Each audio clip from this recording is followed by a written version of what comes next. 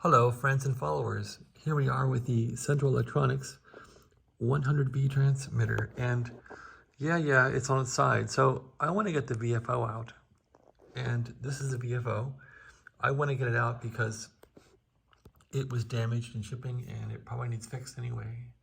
So the instruction book that comes with this radio from 1959 says put the radio on its left side out of the case. So here we go. It's on its left side out of the case. And then you look back here and you can access this 6-pin plug, which I've pulled out, and that goes to the VFO. So it says to pull that plug out, and yeah, you can get it out. It's an old fragile plug, so don't force it. I just used 2 screwdrivers and I pried this end and that end and this end and that end until this old plug came out. You don't want to break it. And then this coaxial connector with the RCA, as in the manual, goes into the wiring bundle.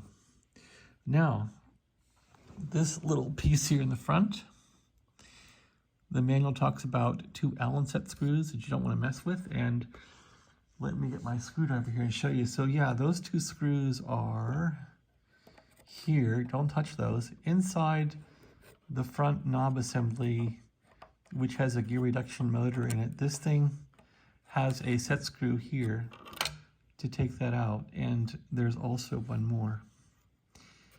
At any rate, it's not turning now because I've loosened them, but suffice it to say, you want to access both those set screws with a screwdriver like this, and once those are loose, you simply pull the front knob assembly off like that, and it comes off.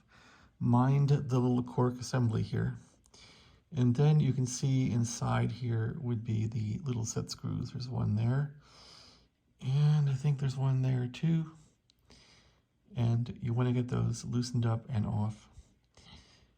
And then this will fall off. So this itself needs to be taken apart and rebuilt because this one is very stiff and not working right. So take it apart and fix it.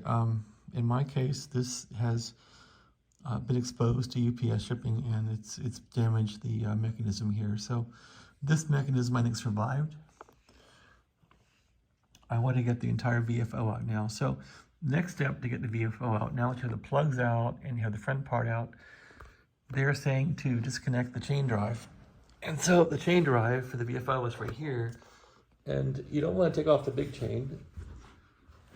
Just take off the small chain here. So the small chain drives this little rotary assembly here, and you want to take that one off. So I've taken a picture of it, and now it's in this video for you to see how it goes. And so if you screw it up, you can get it back together and get things working right just by watching this video and seeing what you need to do with the chain alignment on the 100V transmitter. So the last thing it says to do really is to take off these screws here. So I've already taken these out, but take out this screw here and take out this one here. Those go to the 4 posts it talks about, and then take out the 2 top screws. And those go to the 4 posts. So the thing has 4 posts on it. It's really well made. And now this whole thing should come out as an assembly. And note how the posts are actually countersunk into the front panel. So you got to be cognizant of that.